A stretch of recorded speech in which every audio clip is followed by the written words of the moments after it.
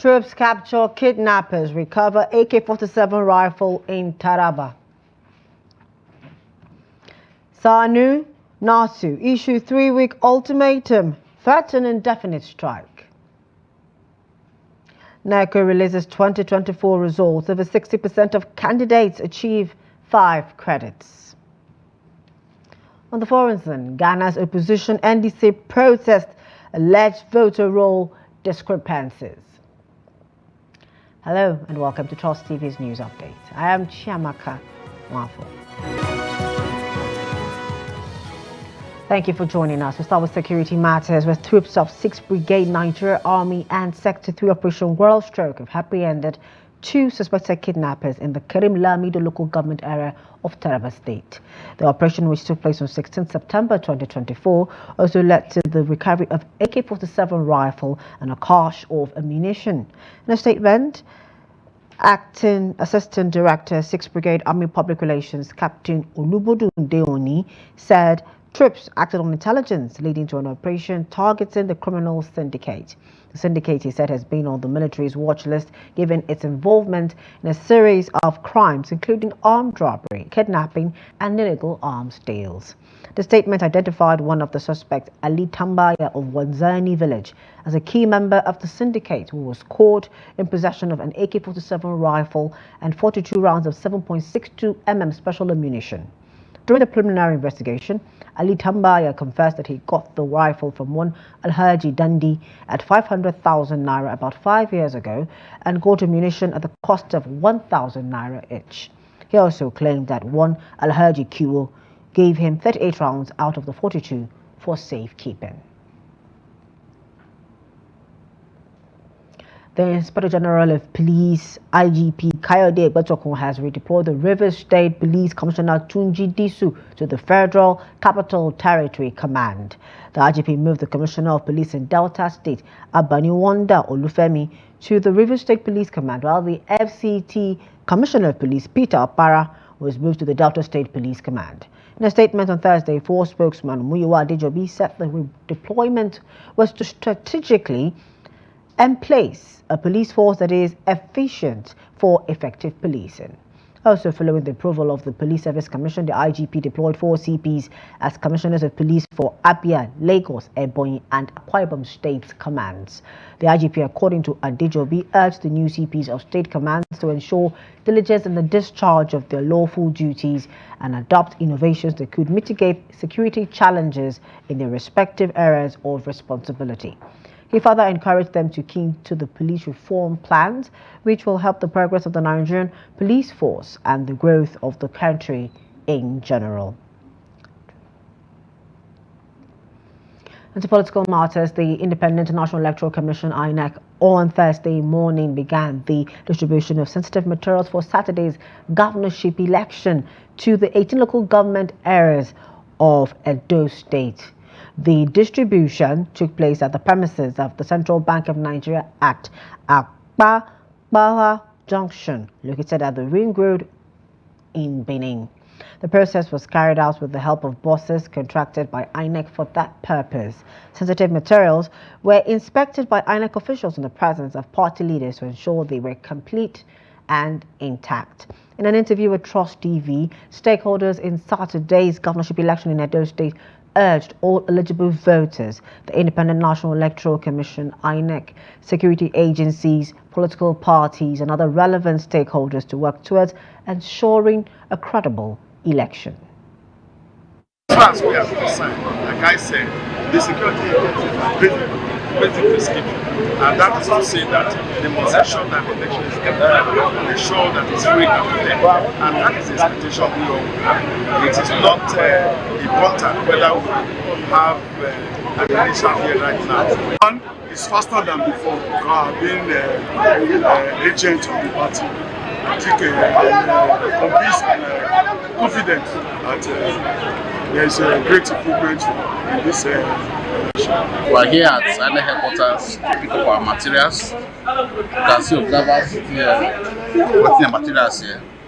We are optimistic that all the actors will play by the rules and we believe we are going to have a peaceful election because judging from the number of security agencies around,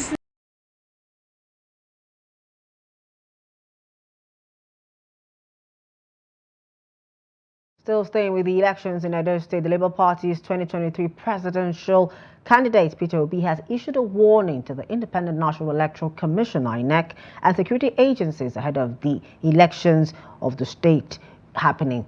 Now, he warned INEC and security agencies not to allow cheating during the election. Obi said this during the grand finale rally for Olumide Akpata, the LP candidate for the governorship, which was held in Benin on Wednesday. Obi emphasized the daily hardships Nigerians face and criticized state governors would defer responsibilities to the federal government. He assured the crowd that Akpata would not follow that path. He called on the people of Edo State to cast their votes for both Akpata and Yusuf Kadri, his running mate, in big numbers. Obi's running mate for the 2023 presidential race, Deti Baba Ahmed, backed the appeal and urged LP members to use their numbers to help their candidate win. We don't want the excuses again. We are tired of excuses. They tell us say electricity they will bring. This one, look at how Nigeria did today. To buy bread, no problem. To buy rice, problem. Beans, the orca, everything where you want, none of them they did. Fuel, kerosene, nothing.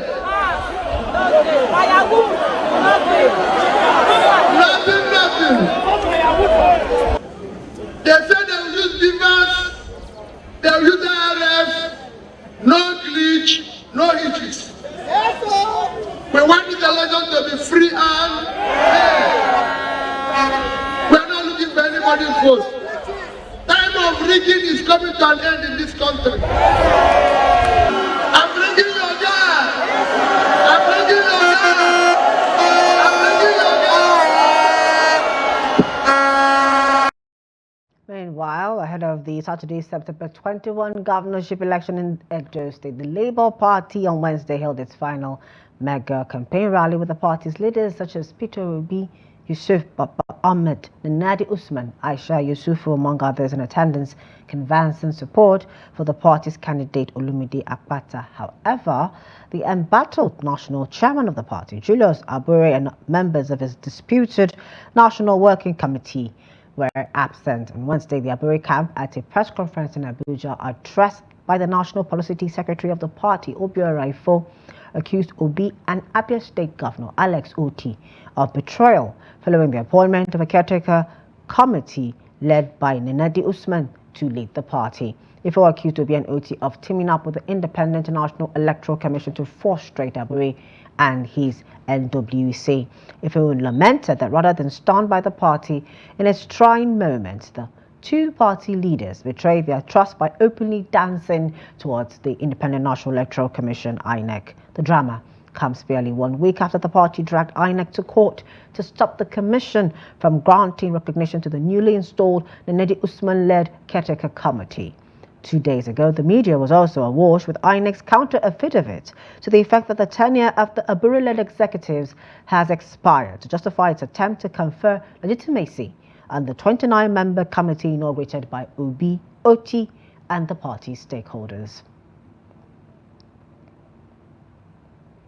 Still in political matters over in Kano State, Governor Abba Yusuf has dissolved the interim management committees of all 44 local government areas in the state. The decision, which takes immediate effect, was announced during a valedictory meeting with committee members at Africa House, Government House, Kano State. In a statement by the governor's spokesperson, Sanusi Tofa, it was revealed that the dissolution marks the end of the committee's 6-month tenure, during which they worked closely with the state government to implement its grassroots policies and programs. Governor Yusuf, who commended the outgoing committee members for their dedication, also assured them that they would not be sidelined, but instead be carried along in future engagements for the benefit of the people of Kano. The governor directed that the management of local government affairs be handed over to the directors of personnel management of each local government, who will act as overseers until the local government election, scheduled for October 26, 2024, is conducted.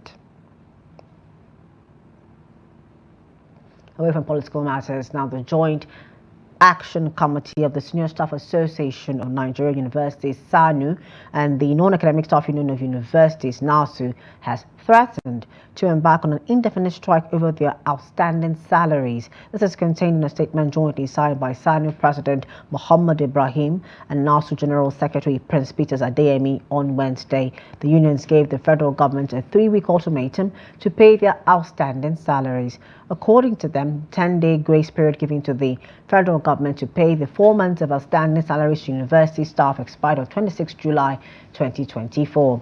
The unions gave the federal government another 3-week ultimatum beginning from Tuesday, September 17th, to act on their demands or risk an indefinite strike by the unions. They threatened to shut down universities and inter-university centers if payment was not made within the fresh grace period. SANU and NASU are demanding, among other things, the payment of 4 months withheld salaries of their members, improved remuneration, earned allowances, and the implementation of the 2009 agreement with the federal government.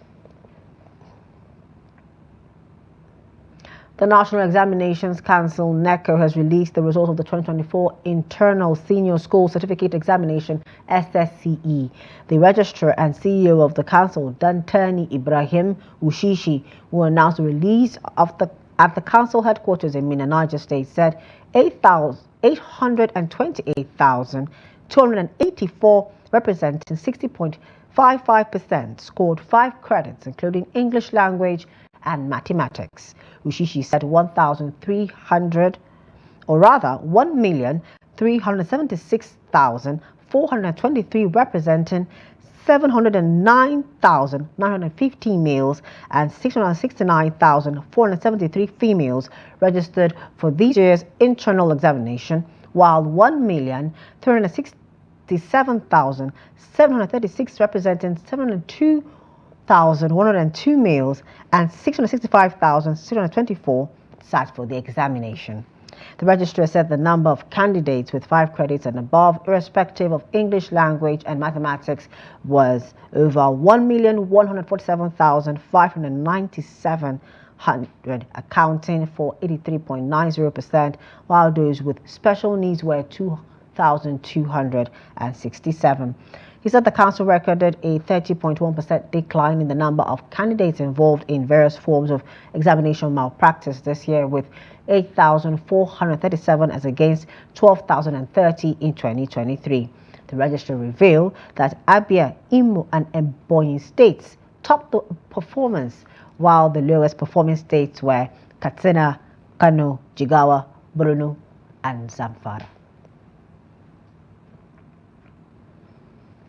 The Nigerian Customs Service Kirikiri Lighter Terminal says it intercepted 51.25 kilograms of cannabis indica valued at 256 million naira in September. The Customs Area Controller in charge of the command, Joy Edolduk, disclosed this while handing over the seized hard drugs to officers of the Nigerian Drug Law Enforcement Agency at the command in Apapa, Lagos on Thursday. Edolduk added that the act violates the provision of the Nigerian Customs Service Act 2023, Section 55, subsection 1C and 1F. She maintained that the interception was a testament to the command's continued dedication and commitment to safeguarding the nation's borders from the importation of illicit and harmful substances. Edolduk maintained that by keeping these dangerous substances out of the communities, the service is preventing untold harm and helping secure a safer future for citizens, particularly youths who are most vulnerable to the allure of harmful substances. Still staying with drug-related matters, the Nigerian Customs Service, NCS Area 1, Port Harcourt, has handed over illicit drugs seized at the Port Harcourt International Airport to the National Drug Law Enforcement Agency in Port Harcourt, the River State capital. Addressing journalists and other stakeholders during the handover, the Comptroller of the Command, Mustafa Hashim, said the breakthrough was made possible through collaborative efforts of the Nigerian Customs and other security agencies using effective intelligence. Here's the report. The consignment, believed to have originated from India, was imported into the country illegally through international airlines from Frankfurt to the Port Harcourt. Hashim warned drug traffickers to turn a new leaf as his men are adequately equipped to track them down. The seized cargoes were smuggled into the country in 2 batches, 6 packages in the first instance and 3 packages thereafter. The controlled substance were closely monitored on arrival by our eagle-eyed intelligence units that waited patiently for the consignee or the custom agents to come forward for capturing and assessment of his consignment. Receiving the seized drugs, the NDLEA commander, Port Harcourt International Airport Command, Nathaniel, corroborated the position of the customs comptroller on synergy among security agencies and assured of prosecuting whosoever is involved in the importation of the seized items. We are receiving this drug, but I'm still expecting to have the suspect, because there's somebody that brought in this thing. And I'm assuring you we are going to prosecute whoever and the syndicate. Because in our operation, we don't crash, we dismantle the syndicate. On the revenue generated so far, the comptroller said his commander has generated a total of over 142 billion naira between January and August 2024, with an increase of 73.2 billion naira, representing 105% increase from previous year 2023. The notable rise in revenue can be attributed to various factors, including enhanced operational efficiency, successful implementation of new revenue-generating initiatives, creating an enabling environment for trade and increased market demand. It is also a testament to our team's dedication and the successful execution of our strategic goals. Comptroller Mustafa says the Nigeria Customs Service will continue to work with security agencies and other relevant bodies to protect the nation from dangers posed by illicit drugs and other contraband. And to other stories, the Kano state government has announced plans to build houses for persons displaced by flood disasters in this state. Media aide to Governor Abba Yusuf Sunusi Bature, who disclosed this in a statement on Thursday, said the governor announced this during the weekly State Executive Council meeting held on Wednesday. The statement quoted the governor as saying that the gesture would mitigate the effects of flooding in the state. He said the provision of the houses would significantly assist the flood victims to secure suitable shelter for their families. According to him, the state government is working in collaboration with the state's Ministry of Humanitarian Affairs and Poverty Alleviation to provide food and non-items to the flood victims. The governor said the government would also distribute chairs and desks to 220,000 students of basic and post-basic schools under the first phase of the program. Following the proposed release of water from the Lagdo Dam in Cameroon into the River Niger and Benue, states along the flood path have started planning temporary shelters for affected residents. The federal government alerted Nigerians on Tuesday to the plan by the Cameroonian authorities to release water from the Lagdo Dam. A statement by the Director General, Chief Executive Officer of the Niger Hydrological Services Agency, Umar Mohammed, listed 11 states as being at risk. They include Adamawa, Taraba, Benue, Nasarawa, Kogi, Edo, Delta, Anambra, Bayelsa, Cross Rivers, and Rivers.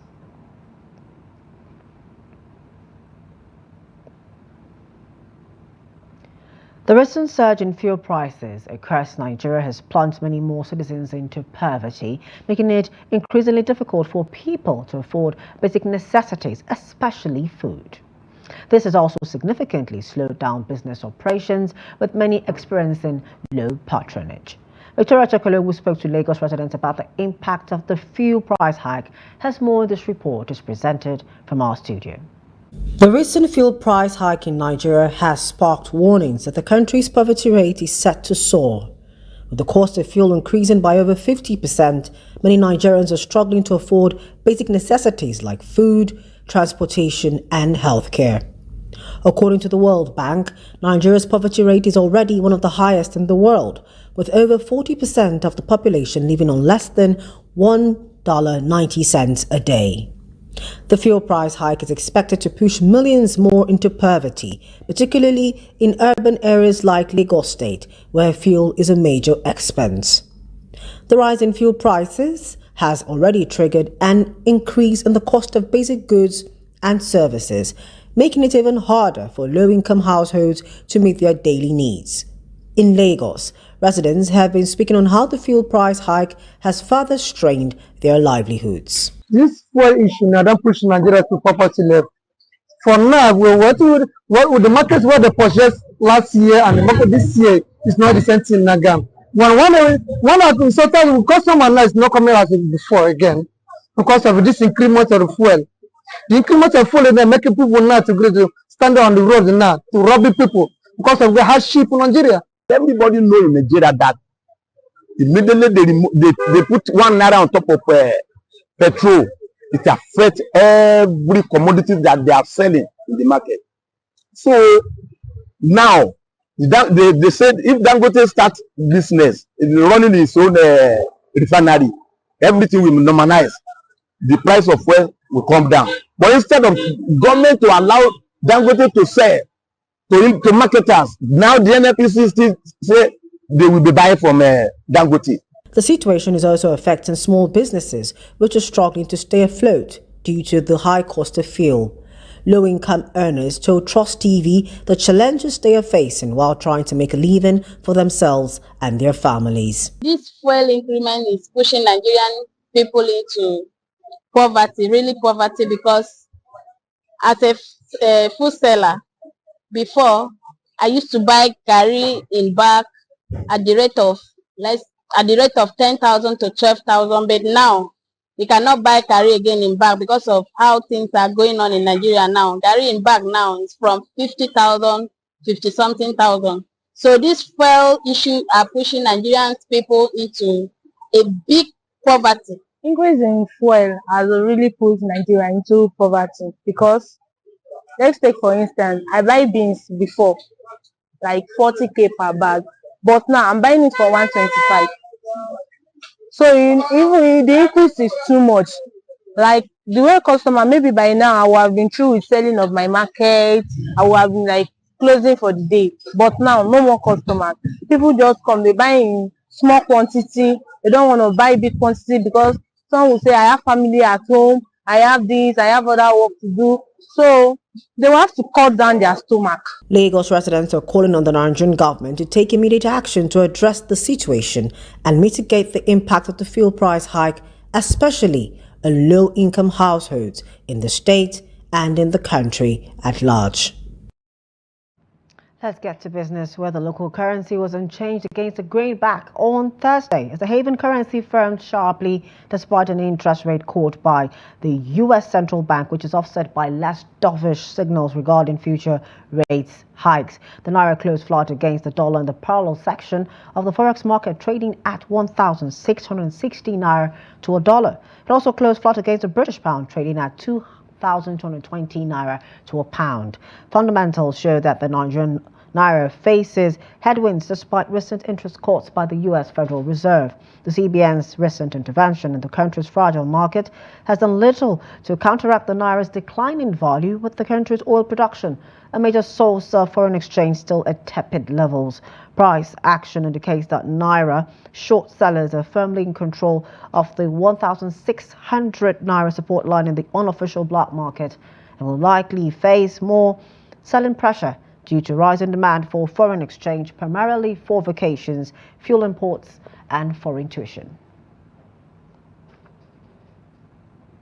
Away from Nigeria, here in West Africa, Ghana's biggest opposition party held nationwide protests in regional capitals across the country on Tuesday, demanding an audit of the voter roll for the general election set for December. Millions of supporters of the National Democratic Congress Party, the country's main opposition party, participated in the protest. Those numbers could not be independently verified, but protests were held in all 16 regional capitals of Ghana, including the capital, Accra. The NDC claims that nearly 300,000 anomalies have been discovered, including illegal transfers of voters' names and the removal of names from the register without their knowledge. Ghana has held peaceful, free, fair and transparent elections for nearly 2 decades. The general election on December 7 will be the 9th consecutive election since the country's return to multi-party democracy in 1992. But allegations of voter roll irregularities this year have created concerns about a possible democratic backslide.